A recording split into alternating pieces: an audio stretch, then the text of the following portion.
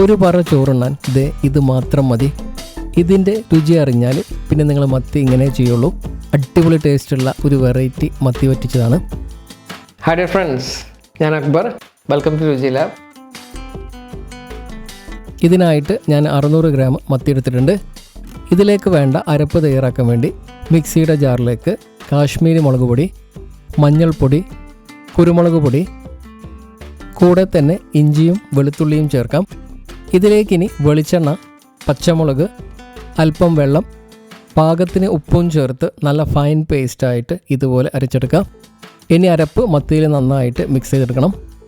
ഫ്രിഡ്ജിൽ വെച്ച് അരമണിക്കൂറോളം മാരിനേറ്റ് ചെയ്തിട്ട് നമുക്കിത് പ്രഷർ കുക്ക് ചെയ്യാം. ഈ പ്രഷർ കുക്കർ ഓൺലൈനിൽ നല്ല ഓഫർ പ്രൈസിൽ വാങ്ങിച്ചാണ്. ഇതിൻ്റെ പ്രൊഡക്റ്റ് ലിങ്ക് താഴെ കൊടുത്തിട്ടുണ്ട്. കുക്കർ ചൂടാക്കി വെളിച്ചെണ്ണ ഒഴിച്ച് കൂടെ ഉലുവയും ചെറിയുള്ളി സ്ലൈസ് ചെയ്തത് ചേർത്ത് വേവിച്ചിട്ട് കുറച്ച് കറിവേപ്പില കൂടി ചേർത്ത് മിക്സ് ചെയ്തിട്ട് ഇതിലേക്ക് നമുക്ക് മത്തി ഇതുപോലെ വെച്ച് കൊടുക്കാം. ഇതിലേക്കിനി പുളിവെള്ളം കൂടി ചേർത്ത് കുക്കർ അടച്ച് മീഡിയം ടു ലോ ഫ്ലെയിമിൽ വെച്ചിട്ട് ഒരു വിസിൽ വരുന്നവരെ വേവിക്കണം. പ്രഷർ പോയി കഴിഞ്ഞാൽ കുക്കർ തുറന്ന് ഇതിലേക്ക് കുറച്ച് മല്ലിയില ചോപ്പ് ചെയ്തതും കൂടി ചേർത്ത് കൊടുത്തു കഴിഞ്ഞാൽ നമ്മുടെ കിടിലൻ മത്തി വറ്റിച്ച് റെഡി.